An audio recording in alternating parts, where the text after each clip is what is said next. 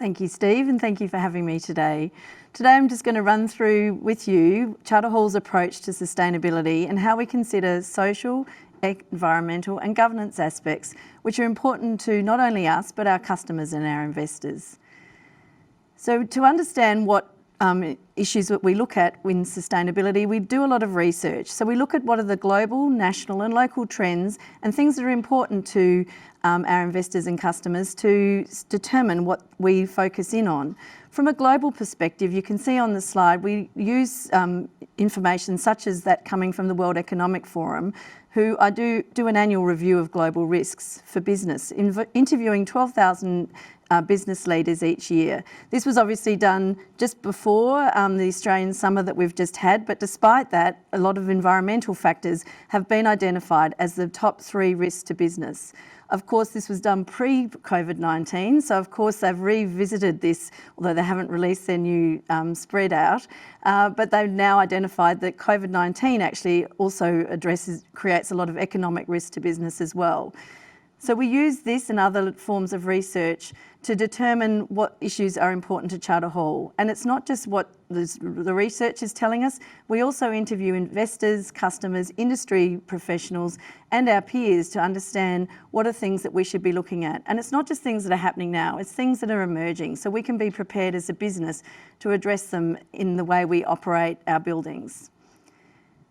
So our sustainability framework obviously has 3 key pillars. The first is environment, and for that we focus in on climate resilience, as you would have seen coming up very high in the research. We also look at social, and for us it's really important to be involved in strong communities. We are in over 100 communities across Australia.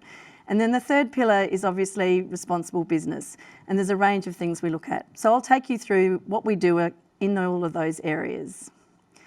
For environment, climate resilience is our key focus, and that reflects the fact that it is very important to businesses, investors and our tenant customers.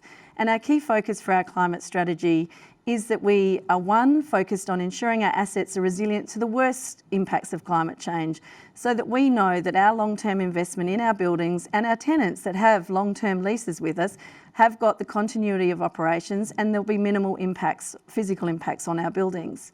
We also are actively working towards a lower carbon economy, and that means we're investing in energy efficient buildings and more solar on our roofs, and that goes towards our 100% reduction in Scope 1 and Scope 2 emissions targets, and that means that we are trying to go by 2030 to net zero emissions in the buildings in which we operate.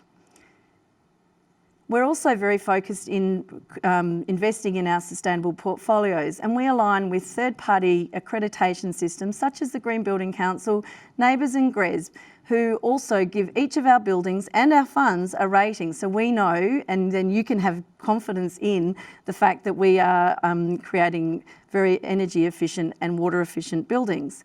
And we're very proud that we've recently been announced to have DIF and PFA on the NABERS Sustainable Index in the top 11 indices.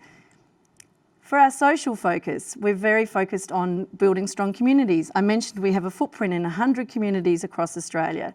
And so our focus for that is that we have a pledge of 1% that goes towards investment in these communities. What that pledge looks like is that we pledge up to 1% of our spaces that are underutilised towards community health and wellbeing activities for both our tenant customers and the communities in which we operate. We also pledge 1% of our people's time. So our people spend a lot of time, or 1% of it, out in the community volunteering with a range of groups across Australia. And we spend 1% of our profits that go to community partnerships where we invest in a range of activities. Obviously, most recently, we've spent a lot of investment in supporting bushfire affected communities, both in the immediate relief and the ongoing recovery. And then we've also now, coming out of COVID-19, focusing in on youth employment because we know that they're going to be one of the most vulnerable groups. As you can see on the slide here, this is one of our direct buildings at 105 Phillip Street in Parramatta, and this is an example of one of the spaces that we utilise for that wellbeing space. From a governance focus, we've obviously focused very much on responsible supply chain. And this is in response to the Australian Modern Slavery Act, which came into force in 2018. That act is requiring large businesses like Charter Hall to understand what impacts that are happening in our supply chain and if there's modern slavery. And now you might ask, is there modern slavery in Australia? We don't have the issues that you see in Asia and Africa and other parts of the world. Well, there is. Modern slavery often affects workers who have got low or no skills base. So for us, we've done some risk assessments and we know that that's in our cleaning portfolios. It's in our supply chains that provide our security services and also in construction. So we're working very closely with them to understand what are your practices, do you have any breaches and how can we help you with those? We've also engaged our employees to understand what is modern slavery, and I'm very pleased to let you know that 94% of our employees are actively engaged, and we've also ensured that of our high-risk suppliers, they're all involved working with us across our supply chain.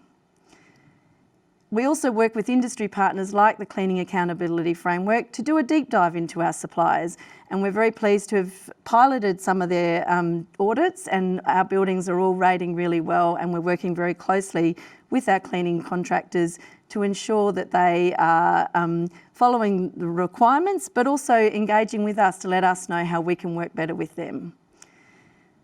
So that's just a snapshot of everything we're doing, environment, social and governance across the business. And we also ensure that we keep that up to date annually. We do annual reviews of what the global and national and local trends are, and we update our framework every year. Thank you.